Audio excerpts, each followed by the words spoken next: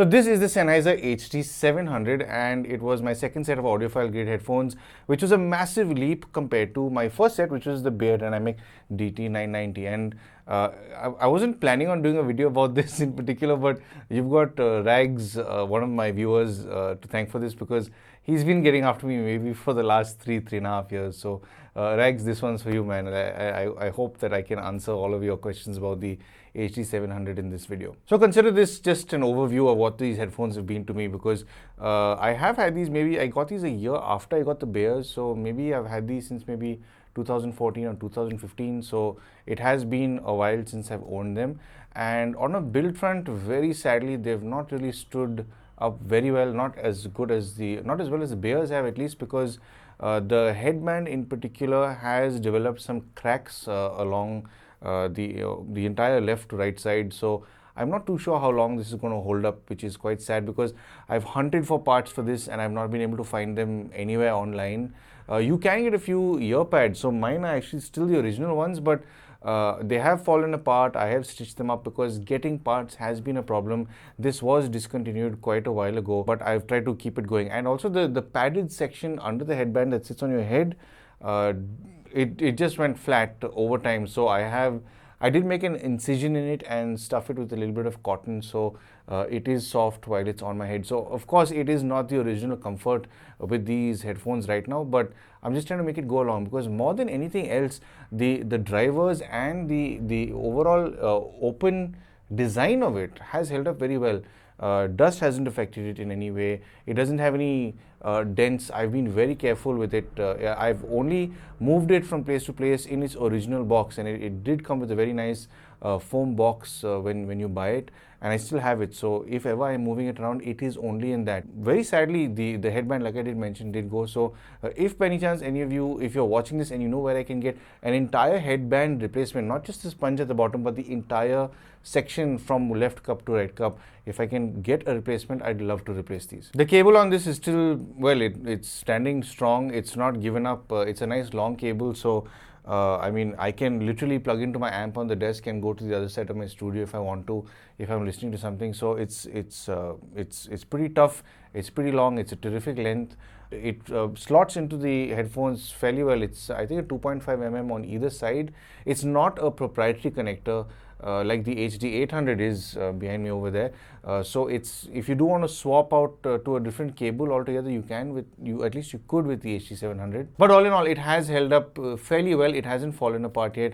I do wish that there were still parts available, but this is the only tricky thing. Anyway, moving on to the sound. This set of headphones in particular is the reason why I got more into the audiophilia hobby with headphones in particular, because not only did it shine through pretty well with details and give me textures and layers with vocals and different ranges, there was significant trueness in how this sounded compared to the Beyerdynamic. Now, no doubt there was a huge difference in price, and there is a significant amount of diminishing returns that you get from these, but the way it handled itself, the way it carried itself was a character in itself. It's a completely different set of headphones compared to the Beyers. You'll find actually a lot of people who are into gaming decided to use this set of headphones, because the imaging on this and the stage as well is absolutely terrific. The stage is, it is quite wide. In fact, there are many times where I forget that I'm wearing these because they are light, for one, and two is the stage is sitting easily about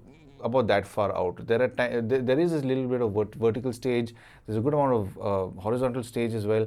And of course, it does have a lot of moments where you think things are coming from much further away whenever you listen to music. So I can only imagine how good this is for gaming, because being able to focus on certain steps coming from behind you, further up, or from a distance from certain areas, I can absolutely imagine that it does a very good job, because with music, it's spot on. Coming back to the fact that it's not very bass heavy now, a big reason I think why they chose not to do that is also because I don't think they wanted it to eat into what the HD800 was about.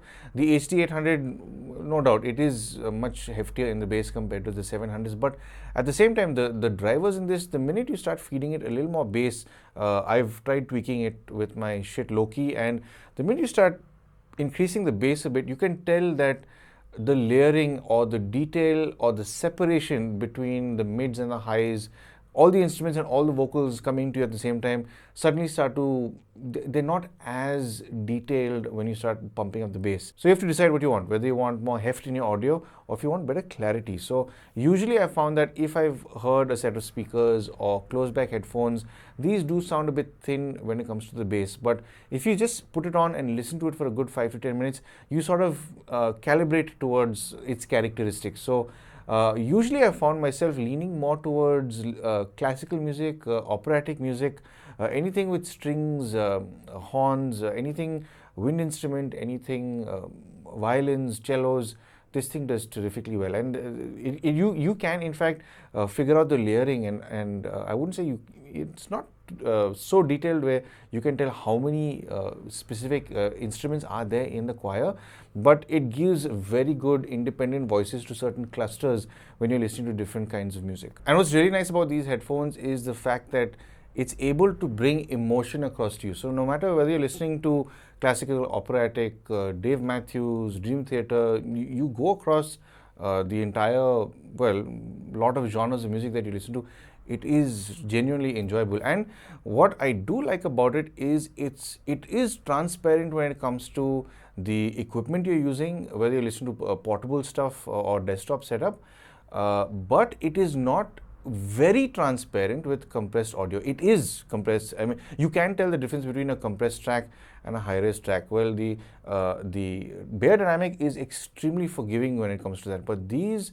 do tell you when you're listening to compressed audio. You can tell that it is missing clarity. You can tell that there aren't certain shimmers or sparkle in your music, or certain vocal tonalities don't come through as much. And it did help me in understanding what an actual good recording and a good mix is compared to what compressed audio is, because you can go onto YouTube and listen to the music there. Now, no doubt it is severely compressed, but if you listen to a well-recorded track and it is compressed, you can still tell that it is a good recording. You can tell that it is compressed. Whereas if you go to a bad recording that is compressed, it tells you very clearly that you shouldn't be playing this kind of music on these headphones. But what usually connects me with this overall is the delicacy of how it presents itself. So in fact, I've been listening to a high-end set of IEMs recently that I have to shoot the video for right now, and it's a beautiful set of IEMs.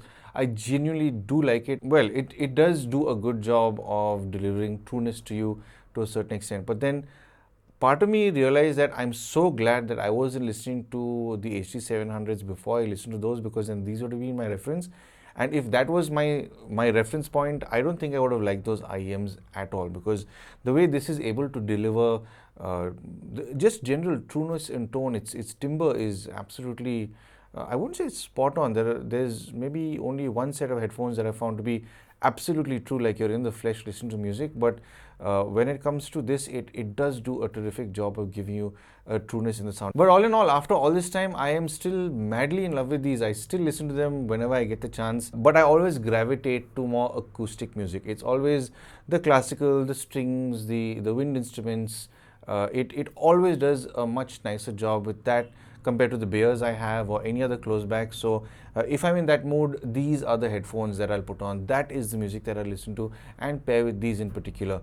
I mean, you can crank up the bass. It can be full with the bass if you tweak it. Now, I normally crank up the bass by about plus 3 dB, but it eats into all the other details. Suddenly, your flutes and your violins aren't as resolute. They're not as crisp as they should be in detail. So I avoid using an equalizer completely. I just listen to the track the way it's meant to be listened to. If this was still available, I would highly recommend it, no doubt, because it's one set of headphones that I've really connected with. It's one set of headphones that has given me goosebumps and still continues to do that till today, even when I listen to any newer music that is well recorded. So there you have it. That's been my quick video of the HD700, and I hope I can keep using this for many more years to come.